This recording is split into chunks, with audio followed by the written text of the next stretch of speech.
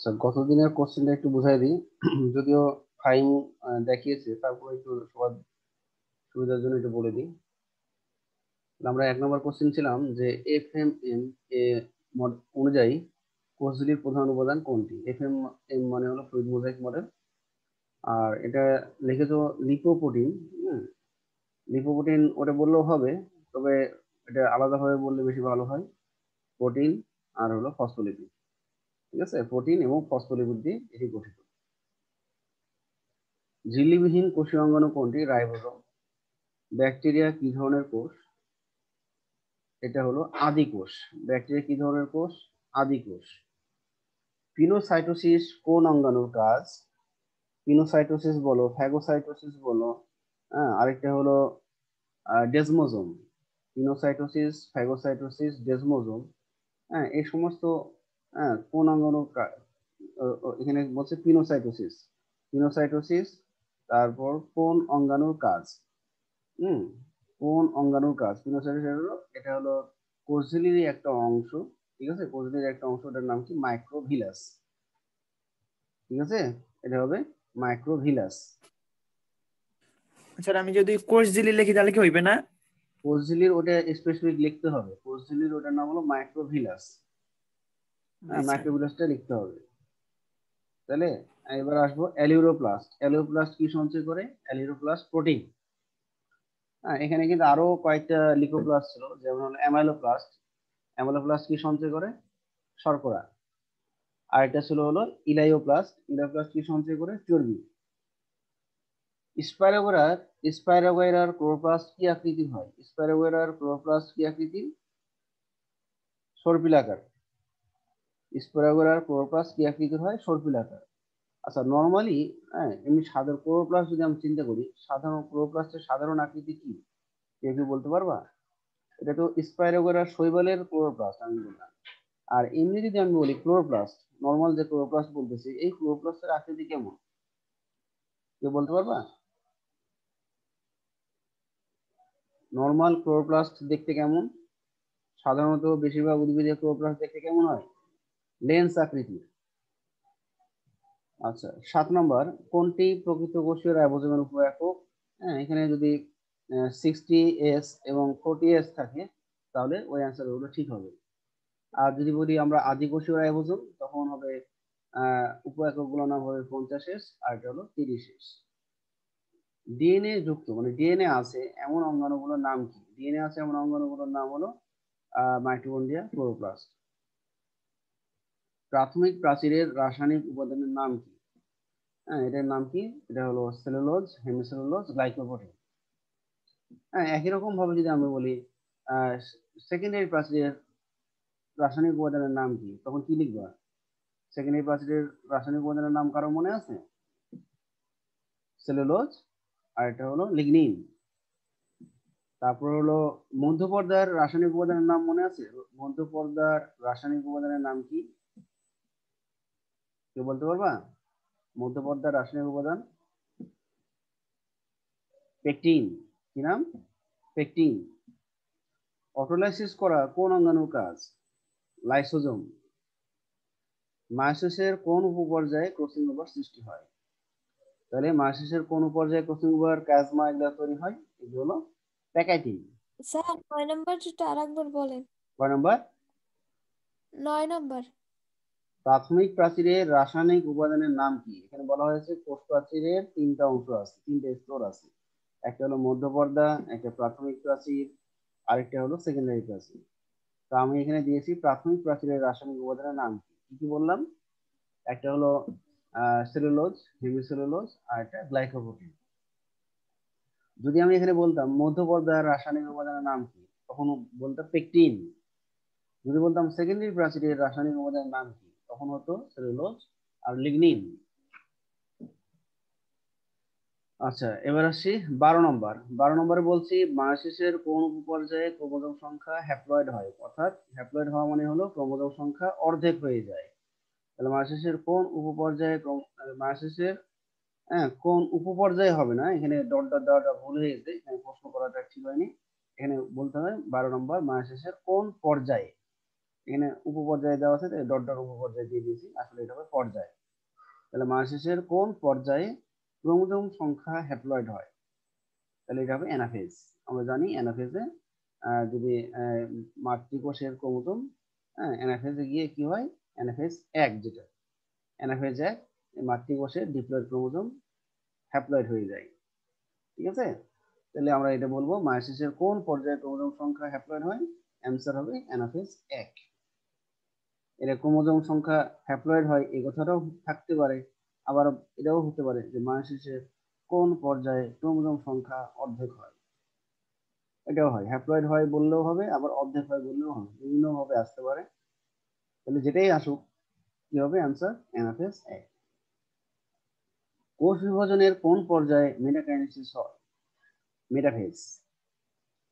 14 নম্বর, জনন মাতৃকোষে ক্রোমোজোম সংখ্যা 32 থাকলে জনন কোষে ক্রোমোজোম সংখ্যা কয়টি থাকে। তাহলে এখানে হলো এটা যেহেতু আমরা বলছি জনন কোষ, আমরা জানি যে জনন মাতৃকোষ থেকেই জনন কোষ উৎপন্ন হয়। তাহলে জনন মাতৃকোষ থেকে জনন কোষ উৎপন্ন হলে কোন বিভাজন হবে, জনন মাতৃকোষ থেকে জনন কোষ মায়োসিস। তাহলে আমরা এখানে বুঝতে পারছি জনন কোষ যেহেতু বলা আছে, তাহলে অবশ্যই মায়োসিস কোষ বিভাজন ঘটবে। তাহলে মাতৃকোষে যদি 32টা থাকে, তাহলে আমরা জানি মায়োসিসের ফলে উৎপন্ন নতুন কোষে ক্রোমোজোম সংখ্যা অর্ধেক হয়ে যায়। তাহলে মাতৃকোষে যা থাকবে জনন কোষ বা নতুন কোষে তখন সেটা অর্ধেক হয়ে যাবে। 32 থাকলে এখানে হবে 16, এখানে 64 থাকলে জনন কোষে থাকবে 32টি, এরকম। অর্থাৎ মাতৃকোষে যে ক্রোমোজোম থাকবে তার অর্ধেক হবে জনন কোষে।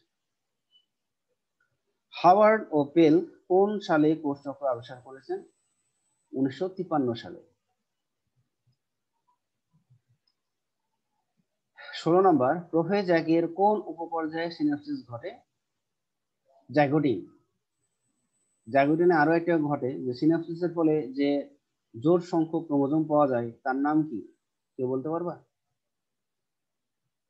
সিনাপসিস সিনাপসিস ঘটার ফলে যে হোমোলোগাস ক্রোমোজোম যে জোড় সৃষ্টি করে সেই জোড়টার নাম কি, কেউ বলতে পারবা। জাইগোটিনে এটা ঘটে। জাইগোটিনে সিনাপসিস হওয়ার পর, সিনাপসিস একটা প্রক্রিয়া, সিনাপসিসের ফলে কি হয়, ক্রোমোজোম গুলো জোড় বাঁধে। ঠিক আছে, সেই জোড় বাঁধার নাম কি, বাইভ্যালেন্ট। হোমোলোগাস ক্রোমোজোম দুইটা একটা জোড়া গঠন করে, আর এই জোড়াটাকে বলবো বাইভ্যালেন্ট। তাহলে বাইভ্যালেন্ট সিনাপসিস সেগুলো কখন ঘটবে, জাইগোটিনে। একটি টেট্রাডে সেন্ট্রোমিয়ার ও ক্রোমাটিড কয়টি থাকে, একটি টেট্রাডে সেন্ট্রোমিয়ার থাকবে 2টি এবং ক্রোমাটিড থাকবে 4টি। 18 নম্বর, মায়োসিসের কোন উপপর্যায়ে কোন সৃষ্টি হয়, মায়োসিসের যে ডিপ্লোটিন আছে সেই ডিপ্লোটিন উপপর্যায়ে আমরা দেখব কোন তৈরি হয়েছে। 90 ডিগ্রি, যদি দুই জায়গায় প্লাজমা থাকে তাহলে 90 ডিগ্রি, আর যদি একটা জায়গায় প্লাজমা থাকে তাহলে হবে 180 ডিগ্রি।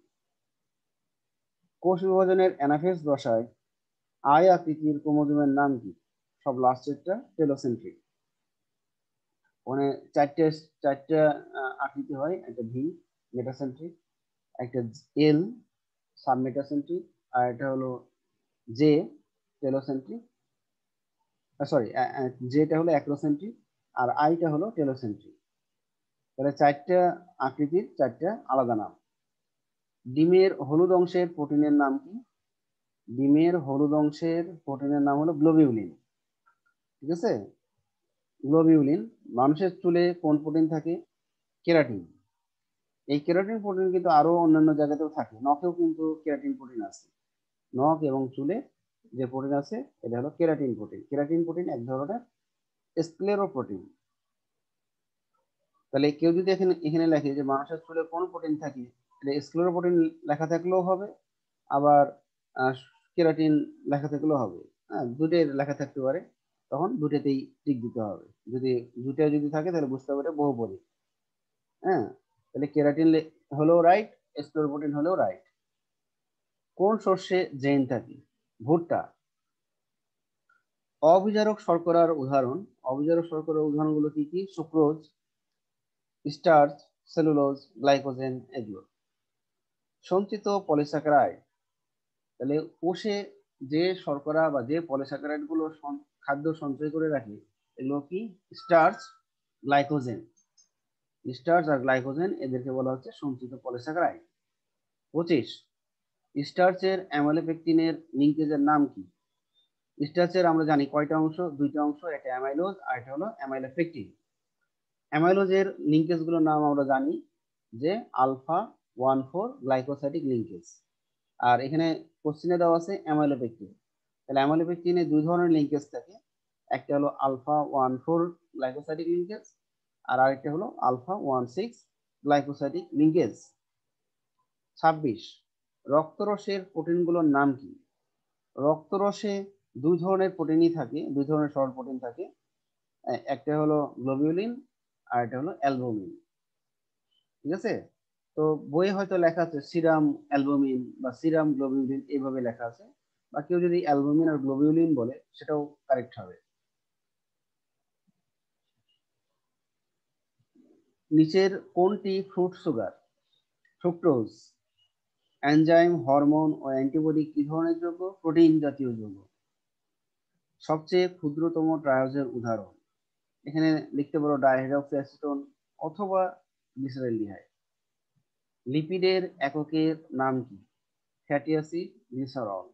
ঠিক একই রকম কোশ্চিন এরকম আসতে পারে যে স্টার্চের এককের নাম কি? স্টার্চের এককের নাম হবে হলো মনোস্যাকারাইড কেউ বলতে পারো বা গ্লুকোজ বলতে পারো। আবার আমিষের এককের নাম কি? তখন বলতে হবে অ্যামাইনো অ্যাসিড। তাহলে এইভাবে তোমাদের কোশ্চেন গুলো আসতে পারে। 30 নাম্বার কি জানি কি হইবে? লিপিডের একক হলো ফ্যাটি অ্যাসিড আর গ্লিসারল। ফ্যাটি অ্যাসিড আর আচ্ছা, গ্লিসারল 29 এর আগেটা সবচেয়ে ক্ষুদ্র এটা। এটা হলো ক্ষুদ্রতম ট্রায়োজ হলো গ্লিসারলডিহাইড আর আরেকটা হতে পারে ডাইহাইড্রক্সি অ্যাসিটোন। Dihydroxy acetone. ঠিক আছে, তো হ্যাঁ স্যার। লিপিডের একক যেটা বললাম, লিপিডের একক এটা হলো ফ্যাটি অ্যাসিড, গ্লিসারল, যেমন ঠিক একই রকম এরকমও আসতে পারে যে আমিষের এককের নাম কি? তখন হলো অ্যামাইনো অ্যাসিড। বা বলতে পারে যে পলিস্যাকারাইডের এককের নাম কি? পলিস্যাকারাইডের এককের নাম আসলে তোমার গ্লুকোজ নাম আসতে পারে, বা মনোস্যাকারাইড। কোশ্চেনে যেটা থাকবে সেটা তোমরা অ্যান্সার করবো। মনোস্যাকারাইড হলো মনোস্যাকারাইড বা গ্লুকোজ থাকলে গ্লুকোজ, এরকম। তো এই হলো কোশ্চেন। তাহলে আমরা আজকে অন্য কোশ্চেন নিয়ে আরো কোনো সমস্যা থাকলে বলতে পারো, তারপরে আমরা অন্য চ্যাপ্টারে যাব। না স্যার। স্যার, আচ্ছা, স্যার, হ্যাঁ বলো। স্যার যে কালকে ট্রান্সক্রিপশনের স্যার ওই এইটা ঘটনাটা রয়েছে স্যার, আপনার একবার মুখে বললা যান একটু। ট্রান্সক্রিপশন না ট্রান্সলেশন? মানে কালকে যেটা পড়াইছেন ওইটা ট্রান্সলেশন। মানে ট্রান্সলেশন। আচ্ছা, ওটা আরেকবার বলে দেবো। হ্যাঁ স্যার, মানে ওই অনুসারে না, মানে আপনি বলে দেন মুখে। আচ্ছা ঠিক আছে, আমি বলে দিছি। আচ্ছা, তাহলে কি কি জিনিস লাগবে সেটা তো তোমাদের ধারণা আছে সবার, তাই না? হ্যাঁ মানে স্যার। এই প্রক্রিয়া ঘটার জন্য যে জিনিসগুলো লাগবে সেগুলো কি কি? আচ্ছা, সেই জিনিসগুলো আমি ছবি দেখে বলতেছি। লাগবে রাইবোজোম, ঠিক আছে, রাইবোজোম অঙ্গাণুটা লাগবে, ছবিতে দেওয়া আছে। কি লাগবে? এমআরএনএ লাগবে। তারপরে কি লাগবে? অ্যামাইনো অ্যাসিড লাগবে। কয় ধরনের অ্যামাইনো অ্যাসিড লাগবে? 20 ধরনের। কয় ধরনের অ্যামাইনো অ্যাসিড লাগবে? 20 ধরনের 20 ধরনের। অ্যামাইনো অ্যাসিড লাগবে। আর কি লাগবে? টিআরএনএ লাগবে। টিআরএনএ কয় ধরনের লাগবে? 31 থেকে 42 ধরনের। আর আরেকটা কি জিনিস কি লাগবে? বিশেষ একটা এনজাইম ছিল, সেই এনজাইমের নাম কি? Amino acyl tRNA synthetase. Amino acyl tRNA synthetase. Okay, তাহলে হ্যাঁ প্রয়োজনীয় স্যার। উপাদানগুলো কি সবাই বুঝেছো? হ্যাঁ স্যার। হ্যালো, প্রয়োজনীয় উপাদান কি সবাই হ্যাঁ স্যার। বুঝেছো? আচ্ছা, এবার আমি হ্যাঁ স্যার। এবার আমরা প্রসেসিং এ যাচ্ছি। তাহলে প্রথমে কি হবে? প্রথমেই হলো নিউক্লিয়াসের মধ্যে ডিএনএ থাকে। সেই ডিএনএ কি করবে? ট্রান্সক্রিপশন প্রক্রিয়ায় প্রথমে এমআরএনএ তৈরি করবে এবং টিআরএনএও তৈরি করবে। আমরা তো শুধু জানি যে এমআরএনএ তৈরি করাকে ট্রান্সক্রিপশন বলে না, আমরা জানি যে ডিএনএ ট্রান্সক্রিপশন প্রক্রিয়ায় এমআরএনএও তৈরি করতে পারে, টিআরএনএও তৈরি করতে পারে। ওকে, তো এখন নিউক্লিয়াসে যে উৎপন্ন হয়েছে, সেই নিউক্লিয়াসে উৎপন্ন এমআরএনএ কি করবে? ডিএনএ এর একটা মেসেজ বহন করে। ডিএনএ এর মেসেজটা কি ছিল? যে প্রোটিন তৈরি করতে হবে। ঠিক আছে, তাহলে এই মেসেজটা বহন করে নিয়ে আসবে কে? এমআরএনএ। এবং এমআরএনএ তার বা কাজটা বা প্রোটিন তৈরির কাজটা বাস্তবায়ন করার জন্য সে নিউক্লিয়াস থেকে ডিএনএ টিআরএনএ কেও সংযোগ করে নিয়ে আসবে। এভাবে উৎপন্ন এমআরএনএ এবং বিভিন্ন ধরনের টিআরএনএ নিউক্লিয়াসের ছিদ্রপথ দিয়ে বের হয়ে এসে সাইটোপ্লাজমে চলে আসে এবং সাইটোপ্লাজমে চলে এসে এমআরএনএ একটা জায়গায় অবস্থান নাই আর টিআরএনএ আরেকটা জায়গায় অবস্থান নাই। আচ্ছা, এই সময় কি হয়, যেহেতু এমআরএনএ একটা মেসেজ নিয়ে এসেছে প্রোটিন তৈরি করার জন্য একটা মেসেজ, এখন রাইবোজোমের যে দুইটা সাব ইউনিট আছে এই সাব ইউনিট দুইটা আলাদা থাকে। যেহেতু এমআরএনএ চলে এসেছে, এখন কি হবে, প্রোটিন তৈরি করতে হবে। আর প্রোটিন তৈরি করার জন্য অবশ্যই দুইটা সাব ইউনিটকে একত্রিত হতে হবে। এই সময় বড় সাব ইউনিট এবং ছোট সাব ইউনিট একত্রিত হয়ে রাইবোজোম অঙ্গাণু গঠন করে। আর এই বড় সাব ইউনিট এবং ছোট সাব ইউনিটের মাঝে এমআরএনএ বিস্তৃত হয় বা এমআরএনএ এসে সংযুক্ত হয়। আর টিআরএনএ গুলো কোথায় থাকবে? টিআরএনএ গুলো কোষের সাইটোপ্লাজমে বিচ্ছিন্নভাবে ঘোরাঘুরি করবে। টিআরএনএ গুলো কোষের সাইটোপ্লাজমে বিচ্ছিন্নভাবে ঘোরাঘুরি করবে। আচ্ছা, এইটুকু পর্যন্ত সবাই বুঝেছো তো নাকি? আমি যেটুকু কথা বললাম এইটুকু পর্যন্ত সবাই বুঝেছো? হ্যাঁ স্যার। আচ্ছা, এবার কি করবে? এবার হলো এমআরএনএ এর মধ্যে অনেকগুলো কোডন আছে। এমআরএনএ এর মধ্যে কি আছে? অনেকগুলো কোডন আছে। এর মধ্যে প্রথম যে কোডন, সে কোডনের নাম কি? প্রারম্ভিক কোডন বা স্টার্টিং কোডন। প্রথম কোডনের নাম কি? প্রারম্ভিক কোডন বা স্টার্টিং কোডন। এবং সেই কোডনের নাম কি? AUG। সেই কোডনের নাম কি? AUG। হ্যাঁ, প্রোটিন তৈরি করার জন্য প্রারম্ভিক কোডন বা স্টার্টিং কোডনকে অবশ্যই দায়িত্ব নিতে হয়। তাহলে স্টার্টিং কোডন বা প্রারম্ভিক কোডন সে কি করবে? একটা অ্যামিনো অ্যাসিড আনার জন্য নির্দেশ দিবে। সেই অ্যামিনো অ্যাসিডের নাম কি? মেথিওনিন। সেই অ্যামিনো অ্যাসিডের নাম কি? মেথিওনিন। এখন এই নির্দেশ প্রদান করবে কাকে? এমআরএনএ এর কোডন অ্যামিনো অ্যাসিড আনার নির্দেশ প্রদান করবে কাকে? টিআরএনএ কে। টিআরএনএ কোথায় অবস্থান করতেছে? কোষের সাইটোপ্লাজমে। টিআরএনএ কোথায় অবস্থান করছে? সাইটোপ্লাজমে। কোষের সাইটোপ্লাজমে অবস্থান করছে। এখন টিআরএনএ কিন্তু যে অ্যামিনো অ্যাসিড আনতে বলে এমআরএনএ, সেই অ্যামিনো অ্যাসিডকে সরাসরি আনতে পারে না, কারণ অ্যামিনো অ্যাসিড ইনঅ্যাক্টিভ অবস্থায় থাকে। তাহলে টিআরএনএ প্রথমে কি করবে? অ্যামিনো অ্যাসিডকে অ্যাক্টিভ করবে বা অ্যামিনো অ্যাসিডকে সক্রিয় করবে। তাহলে অ্যামিনো অ্যাসিডকে সক্রিয় করবে টিআরএনএ কিভাবে? কারণ ওই যে বিশেষ একটা এনজাইম আছে, হ্যাঁ, বিশেষ এনজাইমটার নাম অ্যামিনো অ্যাসিড টিআরএনএ সিনথেটেজ। ওই এনজাইমের সহযোগিতায় সংশ্লিষ্ট অ্যামিনো অ্যাসিডকে সক্রিয় করে। এই সক্রিয় অ্যামিনো অ্যাসিড কি হয়? তখন টিআরএনএ, এই যে আমি এখানে কার্সর দিয়ে দেখাচ্ছি, টিআরএনএ কি হবে? অ্যামিনো অ্যাসিড সংযুক্ত প্রান্তে ওই সক্রিয় অ্যামিনো অ্যাসিড সংযুক্ত হয়ে যায়। ওকে, বুঝতে পেরেছো? আচ্ছা, এবার আমরা উপরে নিচে মনে একটা ছবি দেখাচ্ছি না, যে এই ছবিটা দেখাই, তাহলে সক্রিয় হয়ে যায়। তাহলে এই ছবিতে এবার দেখো, তাহলে প্রথমে কি করবে? সক্রিয় অ্যামিনো অ্যাসিড সহ টিআরএনএ এখন কোন সাইটে প্রবেশ করবে? প্রথমে কোন সাইটে প্রবেশ করবে? এ সাইট।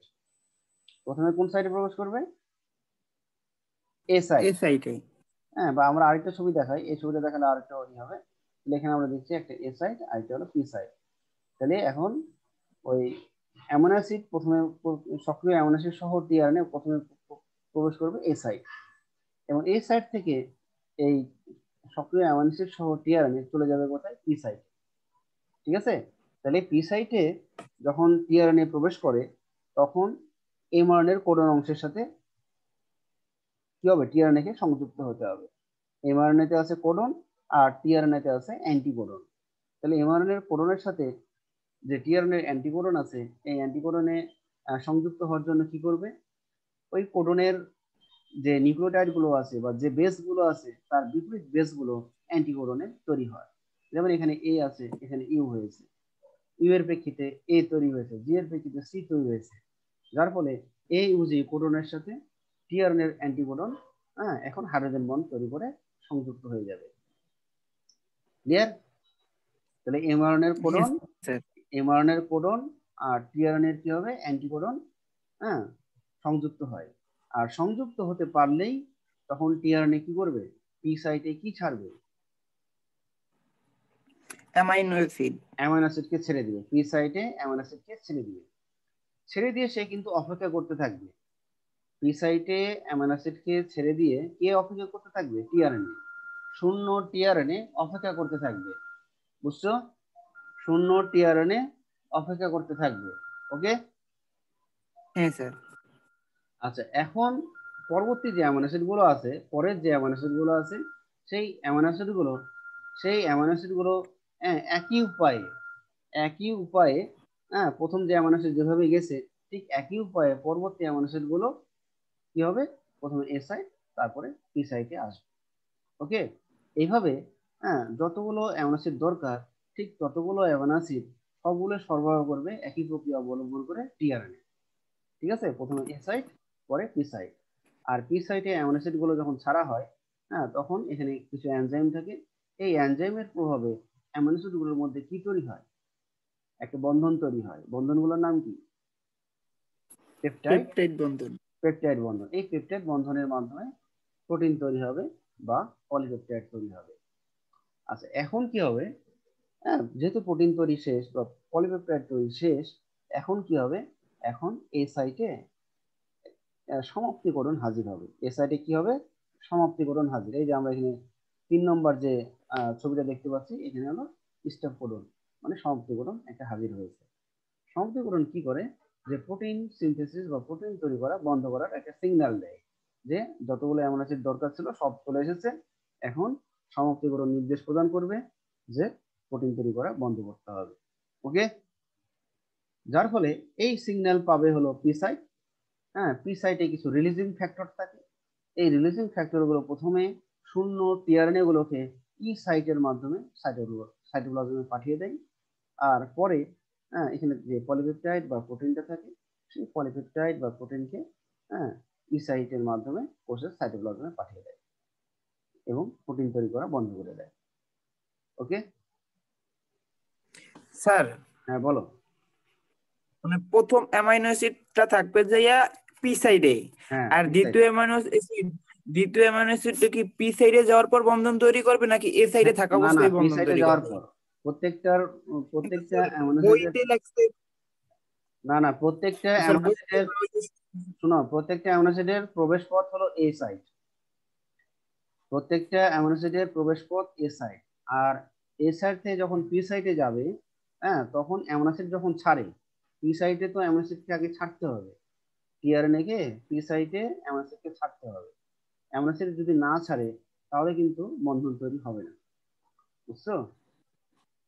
হ্যাঁ স্যার, মানে আমি ওইটা বুঝছি, কিন্তু বইতে লাগছে যে পি সাইডে মেথিওলিন টিআরএনএ থেকে পৃথক হয়ে গিয়ে হ্যাঁ এ সাইটোসিস টিআরএনএ এর অ্যামাইনো অ্যাসিডের সাথে পেপটাইড বন্ধন তৈরি করে।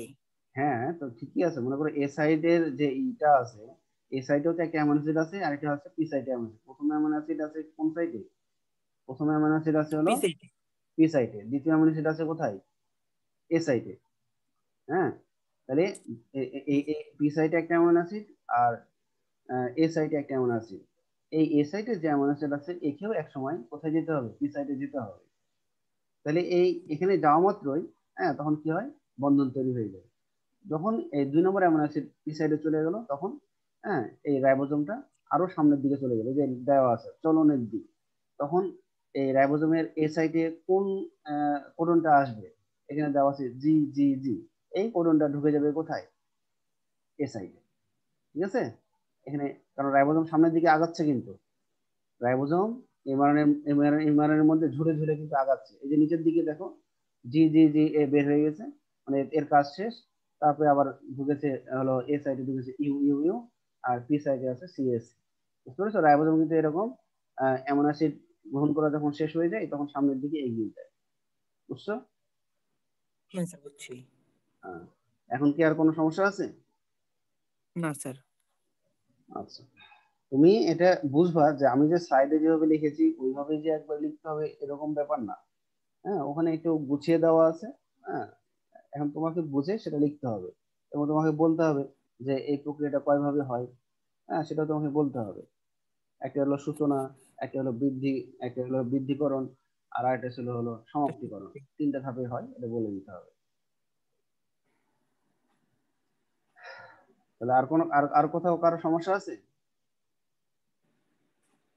না স্যার। না স্যার।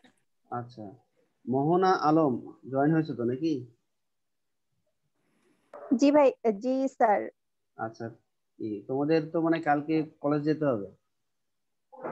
আচ্ছা স্যার, কলেজে না গিয়ে তো রকেটের মাধ্যমেও তো পাঠানোর একটা সুযোগ না না, আছে মনে তোমাদের তো হয়। আইডি কার্ড, তারপর আরো কি কি সব দিবে, এগুলো ক্লাস টিচারের কাছে সংগ্রহ করতে হবে। ও আচ্ছা স্যার, কয়টায় যেতে হবে?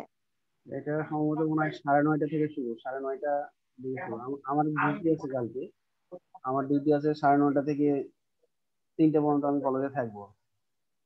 ও হ্যাঁ, আচ্ছা, মানে আইডি কার্ড নিয়ে তারপর বেতন দিতে হবে? বেতন তুমি আগে পরে দাও, এখন বেতনের এটা লাগবে কিনা আমি জানি আচ্ছা। না, ওটা ক্লাস টিচার হয়তো বলতে পারবে। ঠিক আছে। ও তো আচ্ছা, ঠিক আছে। তো দেখা হবে ইনশাল্লাহ, যদি ই হয় আসো সময় মতো। আচ্ছা। আচ্ছা, হ্যাঁ। তো আমরা তাহলে নতুন চ্যাপ্টারে যাই। নতুন চ্যাপ্টার হলো অণুজীব। তাহলে হ্যাঁ স্যার। অণুজীবে আমরা অণুজীব বলতে কি বুঝি? অণুজীব হলো যে অণুবীক্ষণ যন্ত্রে যে সমস্ত জীবকে পর্যবেক্ষণ করা যায়, এই থেকে আসছে অণুজীব। অণুজীবের এটার নাম হলো কি, মাইক্রো অর্গানিজম। ঠিক আছে, অণুবীক্ষণ যন্ত্র দ্বারা এই সমস্ত জীবকে দেখা যাবে, এগুলোর নাম হচ্ছে অণুজীব। তো অণুজীব তোমাদের সিলেবাসে আছে ভাইরাস, ব্যাকটেরিয়া, আরেকটা হচ্ছে ম্যালেরিয়া পরজীবী। তো প্রথমে আসছে হলো ভাইরাস। প্রথম এটা হলো ভাইরাস। ভাইরাসটা হলো যে কি জিনিস, এখন ভাইরাসটা আমরা ভাইরাস নিয়ে বলবো। হ্যাঁ, তাহলে আমরা বলবো যে ভাইরাসটা হলো একটা রাসায়নিক বস্তু। ভাইরাস জীব ও জ্বরের যোগসূত্র স্থাপনকারী একটা জীব। আর ব্যাকটেরিয়া যেটা আমরা করবো, ব্যাকটেরিয়াটা হলো একটা আদিকোষী জীব। আর ম্যালেরিয়া পরজীবী যেটা আমরা জানবো, সেটা হলো একটা এককোষী প্রাণী। তাহলে আমরা এইরকম 3টা জীবাণুর গঠন করব। প্রথমটা হলো ভাইরাস, তারপর হলো ব্যাকটেরিয়া, তারপরে হলো ম্যালেরিয়া পরজীবী। আমরা আজকে ভাইরাস নিয়ে একটু পড়ি। তাহলে ভাইরাস হলো নিউক্লিক অ্যাসিড, মানে কেন্দ্রে থাকবে নিউক্লিক অ্যাসিড। সেই নিউক্লিক অ্যাসিড হতে পারে ডিএনএ অথবা আরএনএ, এবং এই ডিএনএ এবং আরএনএ কে পরিবেষ্টন করে প্রোটিন আবরণ থাকবে।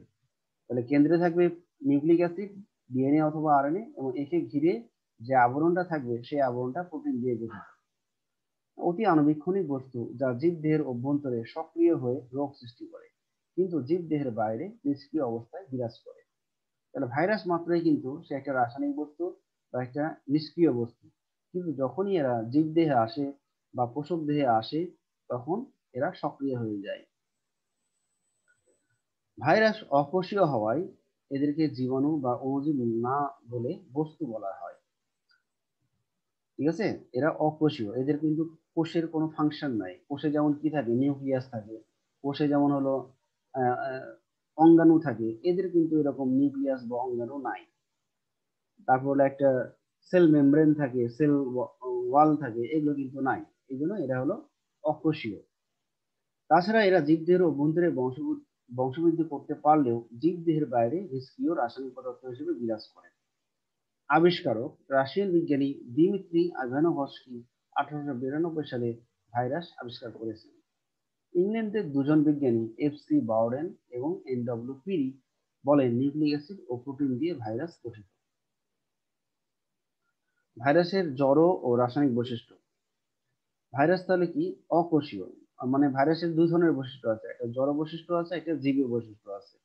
আমরা জড় বৈশিষ্ট্য বা রাসায়নিক বৈশিষ্ট্য গুলো আলোচনা করছি। ভাইরাসকে বলা হচ্ছে অকোষীয়, কারণ কেন?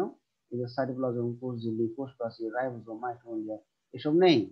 এদের কোনো এনজাইম ও পুষ্টি ক্রিয়া নেই। ভাইরাস জীবকোষের সাহায্য ছাড়া স্বাধীনভাবে প্রজননক্ষম নয়। তাহলে বাইরে মনে করো আমরা মেঝেতে, ঘরের মেঝেতে বা রাস্তাঘাটে ভাইরাস পড়ে আছে। হ্যাঁ, এরা যতক্ষণ পর্যন্ত পোষক দিয়ে না ঢুকবে, ততক্ষণ পর্যন্ত সে ওই একটা ধুলাবালির মতোই বা একটা বস্তুর মতোই সে রাস্তায় পড়ে থাকে। ব্যাকটেরিয়া রোধক ফিল্টারে ভাইরাস ফিল্টার যোগ্য নয়। কেন এটা ফিল্টার যোগ্য নয়? কারণ ব্যাকটেরিয়া যে ফিল্টারে পরীক্ষা করা হয়, ভাইরাস ব্যাকটেরিয়ার চাইতে অনেক ক্ষুদ্র। এই জন্য ব্যাকটেরিয়া রোধক ফিল্টারে ভাইরাসকে ফিল্টার করা যাবে না। ভাইরাসকে যদি ফিল্টার করতে যাই, ভাইরাস ফিল্টার হবে না, সে চলে যাবে। ভাইরাসকে কেলাসিত করা যায়। কেলাসিত করা মানে বুঝো? না স্যার। কেলাসিত করা মানে একটা দানার দানার গঠনে রূপান্তর করা। মনে করো চিনি, একটা চিনি দানাকে বলা হয় কেলাস। হ্যাঁ, একটা একটা ফর্মে নিয়ে আসা যায়, সেন্ট্রিফিউজ করা যায়। সেন্ট্রিফিউজ মানে কি, বিভিন্ন কেমিক্যালের মাধ্যমে একে যদি আমরা করি, সেন্ট্রিফিউজ যন্ত্রে স্থাপন করি, তাহলে এর একটা অদক্ষেপ করবে, তাহলে একে তলানি বা অদক্ষেপ করা যাবে। তারপর হলো ব্যাপন করা যায়। হ্যাঁ, ব্যাপনও করা যাবে, পানির সাথে মিশিয়ে ভাইরাসকে সাসপেনশন তৈরি করা যায়। যেমন আমরা বিভিন্ন ধরনের সিরাপ খাই ভাইরাল ইনফেকশনের কারণে, হ্যাঁ, তখন কিন্তু ওই সিরাপের মধ্যে ভাইরাসের কিছু অংশ কিন্তু মিশাই, যার মাধ্যমে এদের সাসপেনশন বা সিরাপ তৈরি করা যেতে পারে। তলানিকরণ করা যায়, আমি বললাম যে সেন্ট্রিফিউজ যন্ত্রের মাধ্যমে এটা তলানিকরণ করা যায়। জীবকোষের বাইরে ভাইরাস রাসায়নিক কণার মতোই নিষ্ক্রিয়। ভাইরাসের দৈহিক বৃদ্ধি নেই, ভাইরাসের গঠন যা তাই থাকবে, এর আকার বড়ও হবে না, এর আকার ছোটও হবে না।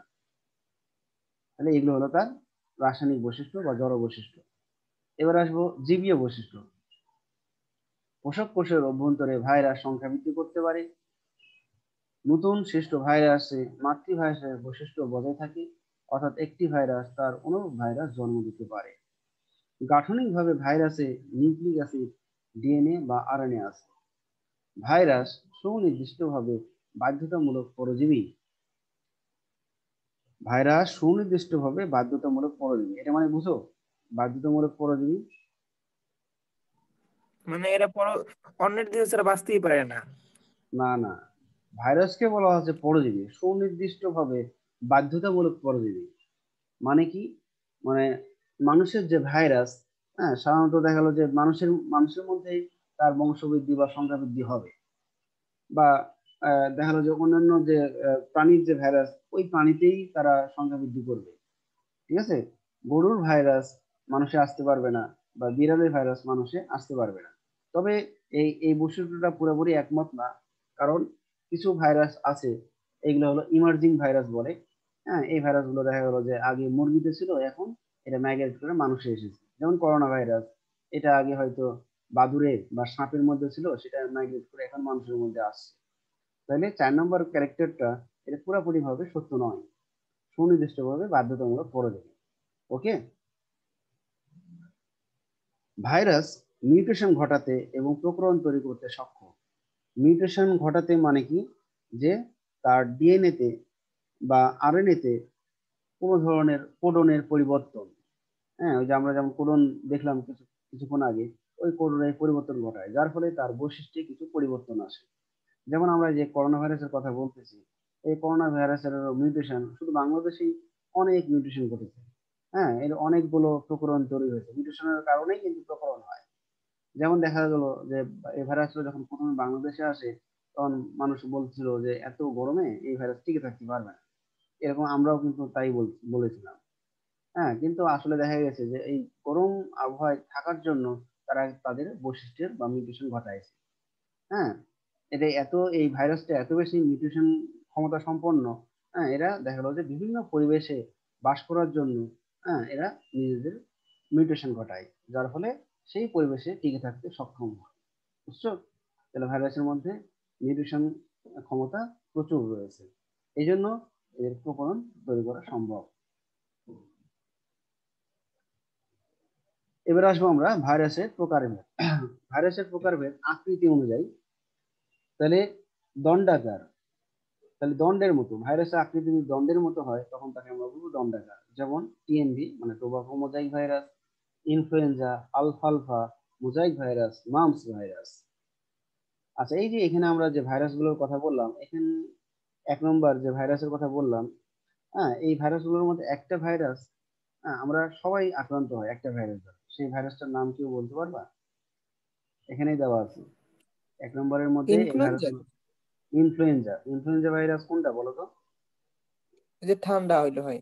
হ্যাঁ, সর্দি জ্বর যে ঠান্ডা হ্যাঁ, সর্দি জ্বর যে ঠান্ডা লাগে, হ্যাঁ, 3 দিন বা 4 দিনের মধ্যে যেগুলো ভালো হয়ে যায়, সেগুলো হলো ইনফ্লুয়েঞ্জা ভাইরাস। গোলাকার, অনেকটা গোলাকার, বর্তুলাকার বা বহুভুজাকার, যেমন polio virus, TIV, HIV, dengue virus. ঘন ক্ষেত্রাকার মানে দেখতে পাউটের মতো, যেমন হারপিস ভাইরাস, ভ্যাকসিনিয়া ভাইরাস ইত্যাদি। ব্যাঙাচি আকার, এরা মাথা ও লেজ এই 2 অংশে বিভক্ত, যেমন T2, T4, T6 ইত্যাদি। সিলিন্ড্রিক্যাল, লম্বা সিলিন্ডারের মতো। হ্যাঁ, যেমন আমরা দেখি যে গ্যাসের যে সিলিন্ডার গুলো আছে এগুলো অনেকটা গঠন ওরকম।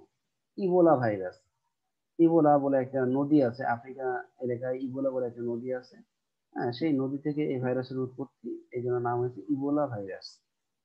এই ভাইরাসের আক্রমণে কিন্তু মানুষের দেহের কোষগুলো গলে যায়, পচে যায় এবং একসময় মানুষ মারা যায়। ডিম্বাকার ভাইরাস, যেমন ইনফ্লুয়েঞ্জা ভাইরাস, হ্যাঁ, এটা হলো ডিম্বাকার। তারপর আসলো বুলেট আকার। তো প্রথমে তো বললাম দণ্ডাকার। ও ইনফ্লুয়েঞ্জা, এখানে ইনফ্লুয়েঞ্জা এটা হবে না, এটা ভুল আছে, এটা ইনফ্লুয়েঞ্জা এখানে হবে না, টিএমভি আলফা আলফা মোজাইক মাউস ভাইরাস। আচ্ছা, তাহলে এখানে হলো ইনফ্লুয়েঞ্জা ভাইরাসটা হলো ডিম্বাকার। বুলেট আকার, এটা দেখতে বুলেটের মতো, যেমন র্যাবডো ভাইরাস। তাহলে এগুলো আকৃতি অনুযায়ী ছিল। এরপর আমরা আসবো নিউক্লিক অ্যাসিডের ধরন অনুযায়ী। নিউক্লিক অ্যাসিড আসলে আমরা বলেছিলাম যে ভাইরাসের গঠনে কে থাকবে, কেন্দ্রে থাকবে নিউক্লিক অ্যাসিড আর তার চারপাশে থাকবে প্রোটিন। তাহলে নিউক্লিক অ্যাসিড কেন্দ্রে কোন নিউক্লিক অ্যাসিড আছে তার উপর নির্ভর করে ভাইরাস কি ধরনের, ডিএনএ ভাইরাস আর এটা হলো আরএনএ ভাইরাস। যে ভাইরাসে নিউক্লিক অ্যাসিড হিসেবে ডিএনএ থাকে তাকে ডিএনএ ভাইরাস বলে, যেমন টি2 virus, vaccinia, variola, TIV, adeno herpes simplex ইত্যাদি ভাইরাস। তারপর হলো পারভোরিটিক গোত্রের ভাইরাসের ডিএনএ এক সূত্র। আমরা সবাই জানি যে ডিএনএ হলো দ্বিসূত্র। আবার দেখা যায় কিছু ভাইরাস আছে যাদের ডিএনএ সূত্রটা একটা সূত্র থাকে। যেহেতু এরা মিউটেশন ক্ষমতা সম্পন্ন, আমরা জানি ভাইরাস মিউটেশন ক্ষমতা সম্পন্ন, এই জন্য এইভাবে এরকম এক সূত্র ডিএনএ তৈরি করে ফেলতে পারে। আচ্ছা, সময় প্রায় শেষ, হ্যাঁ, আমি আবার ঢুকবো। হ্যাঁ, তোমরা সবাই থাকো, ঠিক আছে? Okay sir. আচ্ছা, এবার আসি আরএনএ ভাইরাস। তাহলে যে ভাইরাসে নিউক্লিক অ্যাসিড হিসেবে আরএনএ থাকে তাকে আরএনএ ভাইরাস বলে, যেমন TMB, HIV, dengue, polio, mum's, rabies ইত্যাদি ভাইরাস। রিও ভাইরিডি গোত্রের ভাইরাসে আরএনএ দ্বিসূত্র। আমরা সবাই জানি আরএনএ এক সূত্রক থাকে, কিন্তু এই গোত্রের ভাইরাস এর আরএনএ যে ভাইরাসটা আছে সে আরএনএটা হবে দ্বিসূত্রক বিশিষ্ট। এটা ব্যতিক্রম। আচ্ছা, আমরা এবার আবার জয়েন হচ্ছে আবার।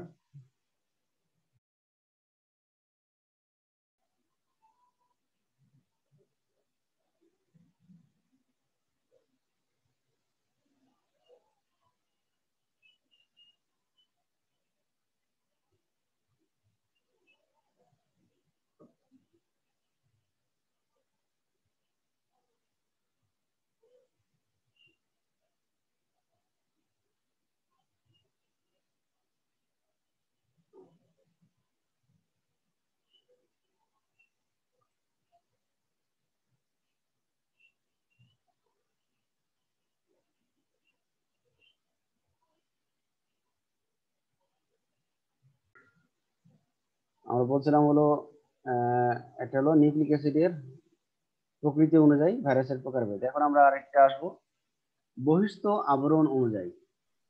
বহিস্থ আবরণ অনুযায়ী আমরা ভাইরাসের গঠন সংক্রান্ত কি জানলাম, ভাইরাস কি কি নিয়ে গঠিত, ভাইরাসের দেহ কি কি নিয়ে গঠিত একটু বলতে পারবা? ভাইরাসের সাধারণ গঠন কি? ভাইরাসের কেন্দ্রে কি থাকবে? ভাইরাসের কেন্দ্রে কি থাকবে? Nucleic acid. আর এর চারপাশে কি থাকবে? প্রোটিন। Protein, good. আচ্ছা, এগুলো ছাড়াও হ্যাঁ, প্রোটিন আবরণের চারপাশে আরো একটা লেয়ার থাকে বা আরো একটা স্তর থাকে, সেই স্তরকে বহিস্থ আবরণ বলে, ঠিক আছে?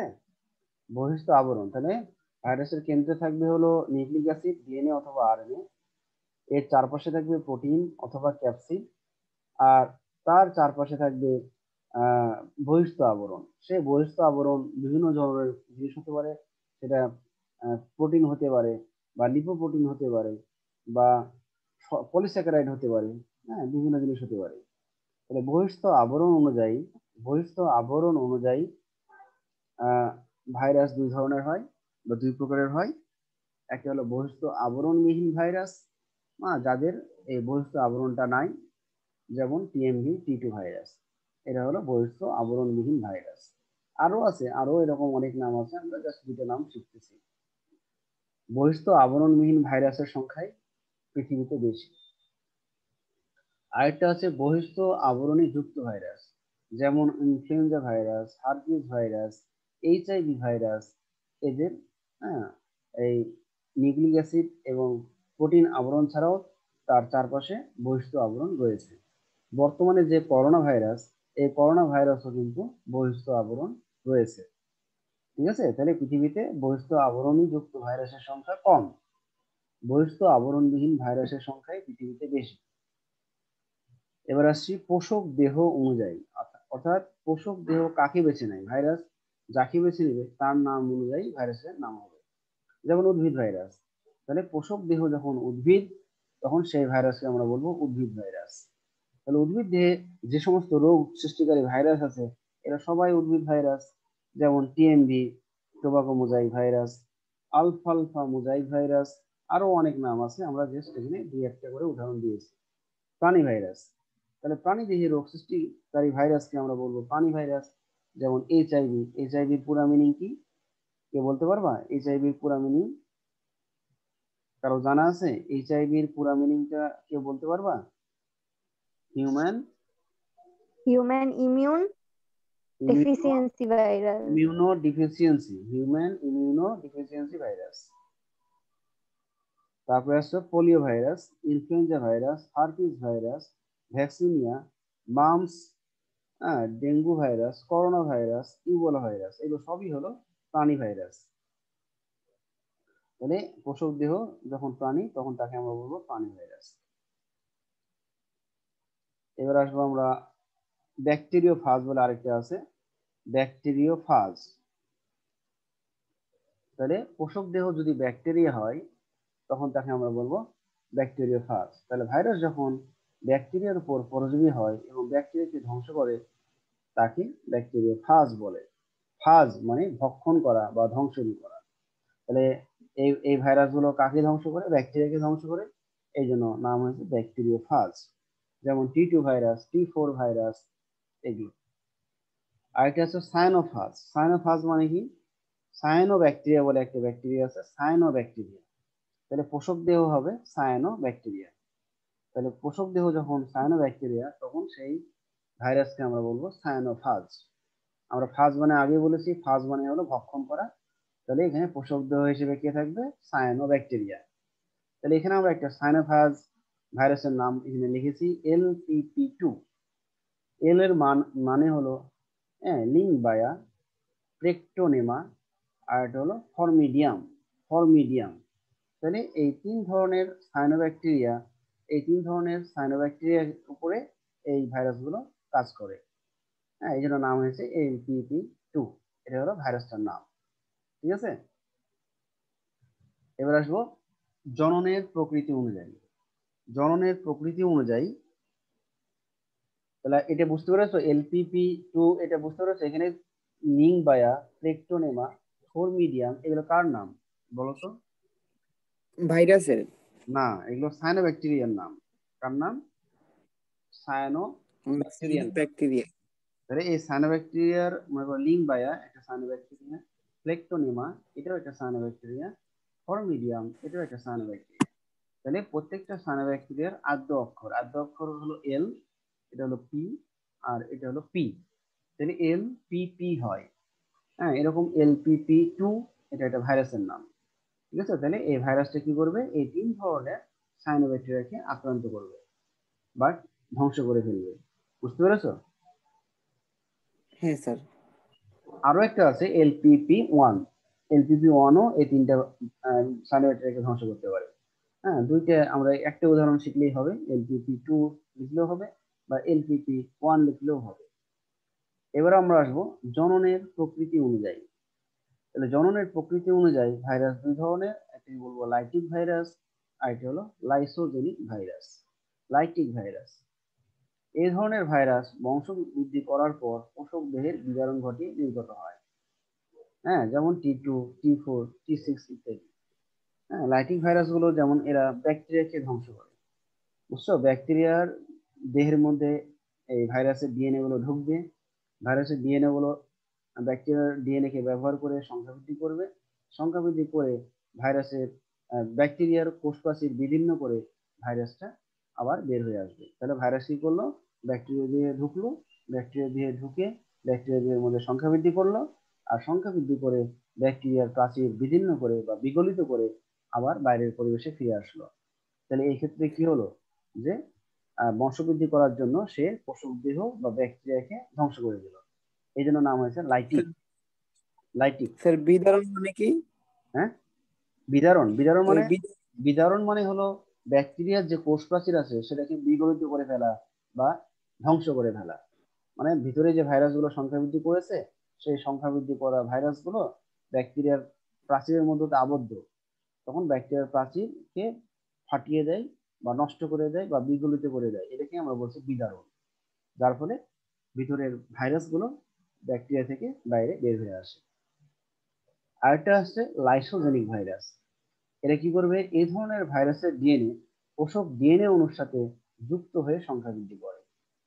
হ্যাঁ, তাহলে এই ভাইরাসগুলো কি করবে, ব্যাকটেরিয়ার দেহের মধ্যে ঢুকবে এবং পোষক ডিএনএ এর সাথে ভাইরাসের ডিএনএ একসাথে কম্বাইন্ড হয়ে যাবে এবং কম্বাইন্ড হয়ে তখন সংখ্যা বৃদ্ধি করবে। আর এই ধরনের সংখ্যা বৃদ্ধির ক্ষেত্রে ব্যাকটেরিয়ার প্রাচীরকে ধ্বংস করবে না। ঠিক আছে, ব্যাকটেরিয়া তার নিজস্ব যে প্রজনন, ব্যাকটেরিয়ার প্রজনন হলো দ্বিবিভাজন, ব্যাকটেরিয়া নিজস্ব প্রজননের মাধ্যমে তখন এই ভাইরাসগুলো পরবর্তী বংশধর সৃষ্টি করবে। এক্ষেত্রে কি হবে যে ব্যাকটেরিয়া যখন তার পরবর্তী বংশধর সৃষ্টি করবে তখন ওই পরবর্তী বংশধর গুলোতে ভাইরাসের ডিএনএও যাবে, আবার ব্যাকটেরিয়ার ডিএনএও যাবে। বুঝতে পেরেছো? তাহলে এক্ষেত্রে ব্যাকটেরিয়ার কোষপ্রাচীর নষ্ট হবে না, কিন্তু লাইসোজেনিক ভাইরাস তার সংখ্যা বৃদ্ধি কিন্তু করতেই আছে। কার মাধ্যমে করতেছে?